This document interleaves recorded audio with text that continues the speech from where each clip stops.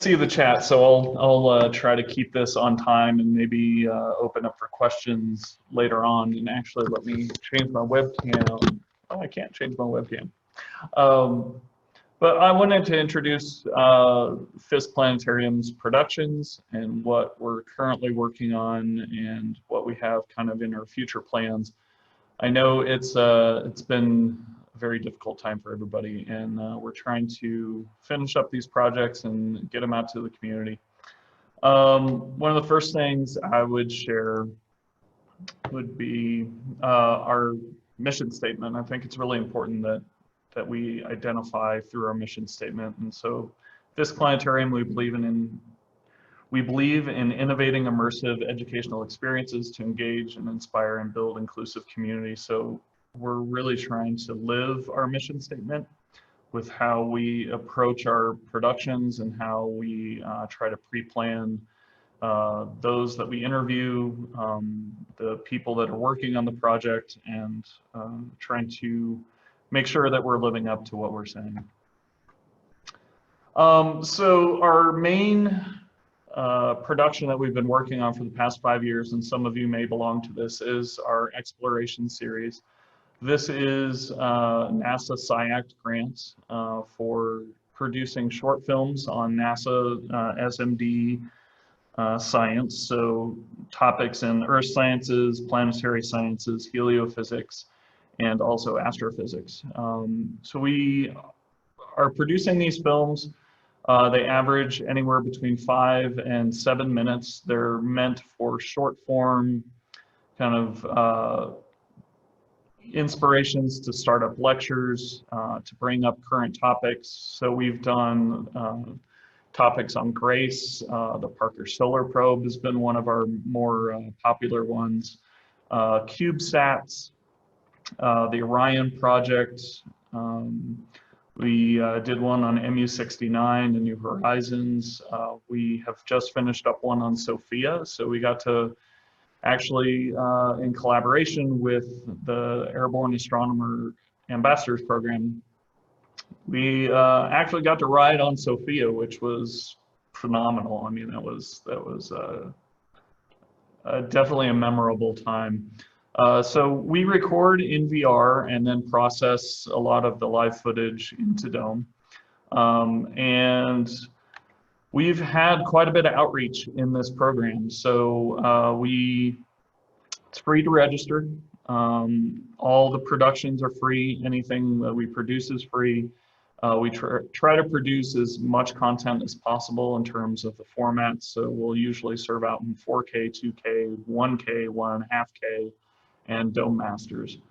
And now, because of COVID, we're actually starting to look at producing more VR content and creating virtual planetarium releases within our theater.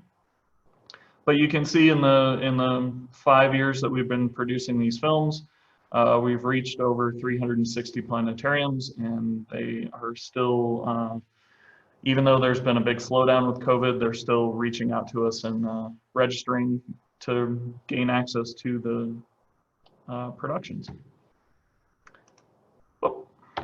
So our next one coming up is we're working with NASA in the GLOBE program for the Cloud Observer. We actually have an upcoming episode revolving around citizen science and how citizens can participate within atmospheric research with NASA Goddard, and we're really trying to target this to help out the teachers in the K through 12. That's one of the things that we identified early on in the pandemic, because I have 2 daughters in junior high school and now high school.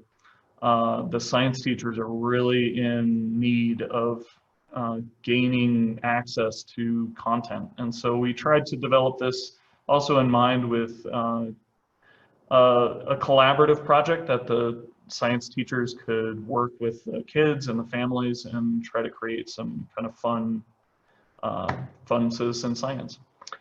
One of the big productions that we are currently involved in and wrapping up the first section is a process called a project called Mosaic. So that is a multidisciplinary drifting observatory for the study of Arctic climate. In short, it is a icebreaker that has been lodged into the Arctic ice flow and has been floating for the past year.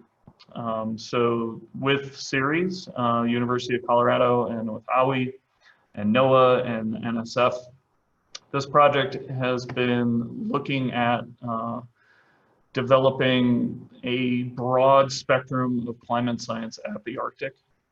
So these are some of the VR shots that have come by. So we have a few filmmakers on board. They have 3-month stretches. Some are graduate students. Some are just scientists that we throw a camera with them and say, record whatever you can and get it back to us, and we'll work with it.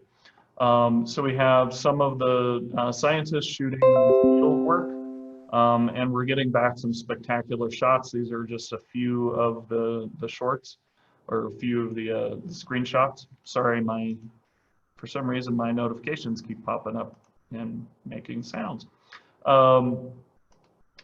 So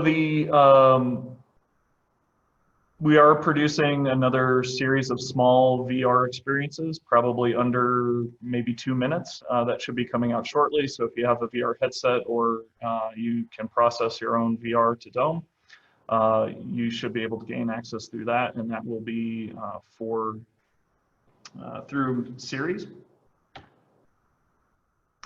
And here's another couple screenshots from some of their field work. So I think they made it all the way up to 87 degrees north. So pretty high up there. This first leg was actually a video produced by Amy Richmond. So I have a few short little videos. One is an introduction from Amy, and then a teaser for the production itself. Hello, my name is Amy Richmond. I was the documentary filmmaker on board the Mosaic expedition for Leg 1 from September 2019 to January 2020. Here is a sneak peek of the planetarium documentary film that we made about the first leg of the expedition, called Into the Polar Night. We hope you enjoy.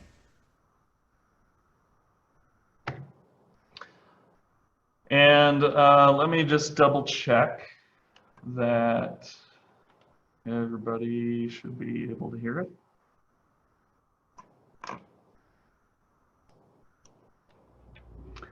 And this is just a short little clip of the film. Whoop.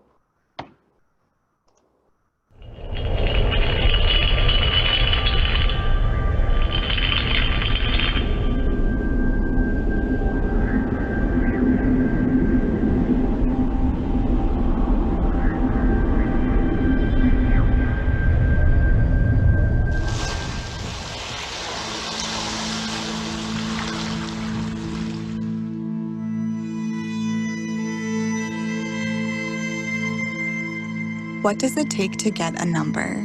The numbers that we read in books, see on maps, and hear in the news about the Arctic.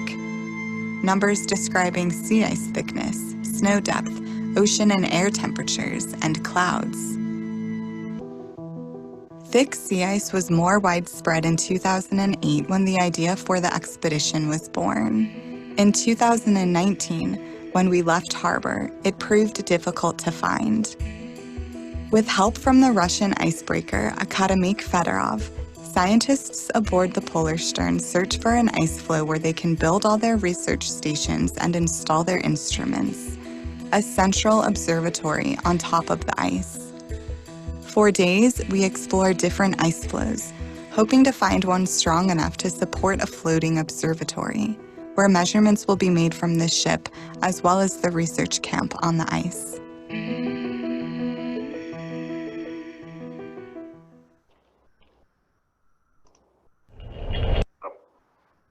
So we're proud to announce that this is coming in August. We're looking at premiering it for IPS. It will be free to download. So if you'd like to gain access to this, it will be in our Mosaic folder. Just because we're trying to keep the metrics Tract 4 series and their Mosaic project. There is a separate login. You can select the Mosaic project in our productions page and then gain access to the password and download location. But this will be in 1K, 2K, and 4K movie form and a 4K VR plus Dome Masters. So I hope everyone enjoys that. Another one that we have is Forward to the Moon. This is coming in 2021. This is a film that we're producing on the next steps to lunar exploration and research. This is through NASA and the SSERB, the Solar System Exploration Research Virtual Institute with PI Dr. Jack Burns here at CU. We're also working with Lockheed Martin. They're really helping us gain access to some of the locations. Of course, COVID has thrown that production for a loop. All of the NASA centers are on hyper lockdown, and so we're trying to navigate quite a bit of hurdles with that production, but we're still slated to release a short film and then the main film coming in 2021. We have Cosmic Mashups, Supermassive Black Holes. This is featuring Dr. Becky Nevin and her research on galaxy mergers using the Sloan Digital Sky Telescope. And this is primarily for a K through 12 audience looking at galaxies and the development and how they merge and the evolution of galaxies. And then we're also looking at Kids in Space. We're relaunching this the end of this year, beginning of next year. And this is one of the most successful programs Fiske produced in the old analog theaters, all the slide projectors. And we thought, why not revamp this? So in kind of coordination and help from Skyscan, we're updating all of the content and we'll be producing this as another film. So this is the relaunch. Future projects, we have quite a bit of grant work going on. So we have the CUTE, which is a small cube satellite that's looking at hot Jupiters. And then the Extreme Ultraviolet Stellar Characterization for Atmospheric Physics and Evolution, which is the EXPLORE project. And then we also reapplied for our NASA SciAct. So knock on wood. We'll be doing another 5 years of the short films for the NASA exploration series. So future thoughts, you know, we're in this time of remote audiences. We're challenging pretty much the entire staff at Fiske is trying to re-look at how can we still engage the audience, remain relevant, participate in education, you know, and there's definitely more presentations from Fiske coming up on from all of our other staff during this conference. So please check them out. So I think one of the things that I would say is if you would like free productions, please go to our Fiske website. I know it's kind of deep in the web structure, but that does allow us to, all we ask is your name, your organization, your generic information, and then that way we can put you in the system, and we may send you a survey once a year or every 6 months to figure out what are we doing well, what can we do better, and what would you like to see in the future. So everyone, stay healthy. I'm going to stop screen sharing, and I'd be glad to answer any questions.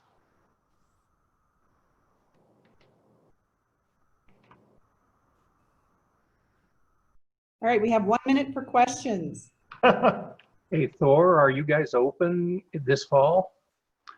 No, we are not. We're open for classes. So, but public events have all been furloughed. But we have very limited structures, and John Keller can, talk more about the kind of logistics of the classroom environment. But in short, we're a very restricted classroom environment for the upcoming, probably the rest of the year. How often do you get into work? I get in maybe 2 days a week. And as you can see, I'm wearing a mask if anybody shows up in the building. Right now, I'm the only one, so. Thanks. All right, thank you, Thor. And I think Ken Brandt is up